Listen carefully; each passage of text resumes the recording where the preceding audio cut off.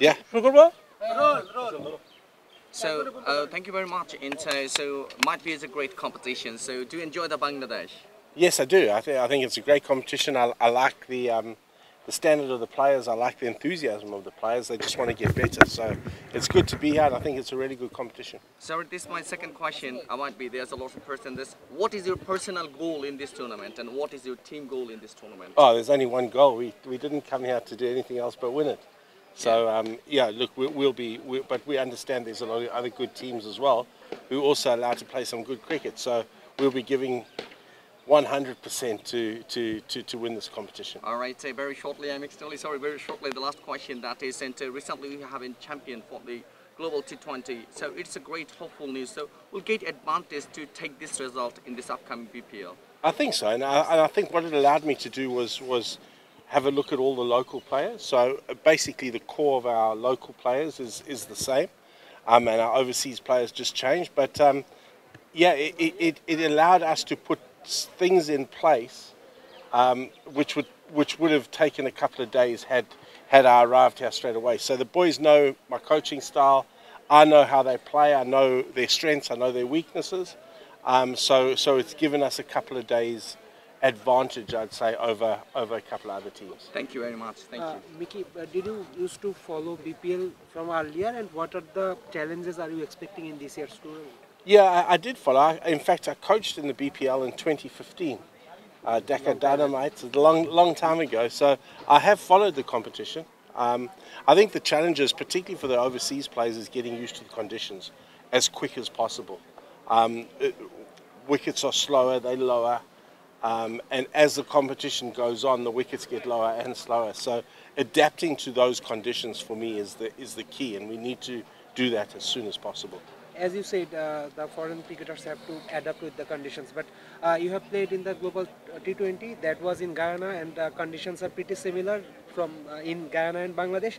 Do you think players like Stephen Taylor and Khushdil, they will adapt in Bangladesh condition a bit? The task will be a bit easier for them? I think so. I think it will be because they've played in those conditions. Khushdil has played here a lot, so he understands exactly what the conditions are. For Stephen Taylor, it'll be something new, and it was new for him in the nets today. But he'll get used to that, and he'll get used to that pretty quickly because, as you say, it's not too dissimilar to conditions that we had in Guyana. One more question that Rangpur has a what do I say? Rangpur always makes big team, big stars, big foreign stars. In this year's tournament, there aren't a lot of big names here. Are you satisfied with the team you got? Yeah, I'm very satisfied with the team. Yeah. And have you looked at the other squads and which are the teams do you think? I have, and you know, all the other teams have got some good players. There's some good players in this league. The key to winning this league is having your local players perform. I think that's the key. You're playing with 7 local players every time, so having your local players perform gives you an advantage. But you know, all the other teams are good. I mean, Bhorer look outstanding. They've got a lot of good overseas players and a lot of good local players. Almost the national team. Almost the national team, plus Shane Shafridis and Karl Meyerses and Mohammed Nabis and Fahim Ashrafs, and they've you name it. They've got David Malan, James Fuller, so they're going to be very, very good. But that's the key for us, is to match them in all departments. And in 20 over cricket, anything can happen. So, do you happy about the practice facilities? Yeah, practice facilities are excellent.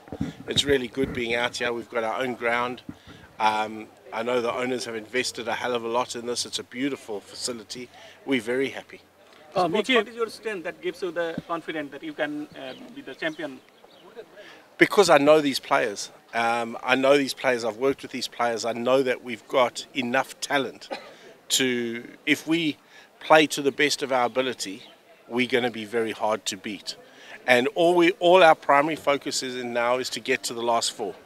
You get to the last 4, and then it becomes almost knockout. And then you've got to be on your game. So as long as we get to the last 4, I know we're going to be there and thereabouts at the end of the competition. So Arthur, right at the moment, Sommo is an absolute great touch, but he's got 5 teachers in his hand.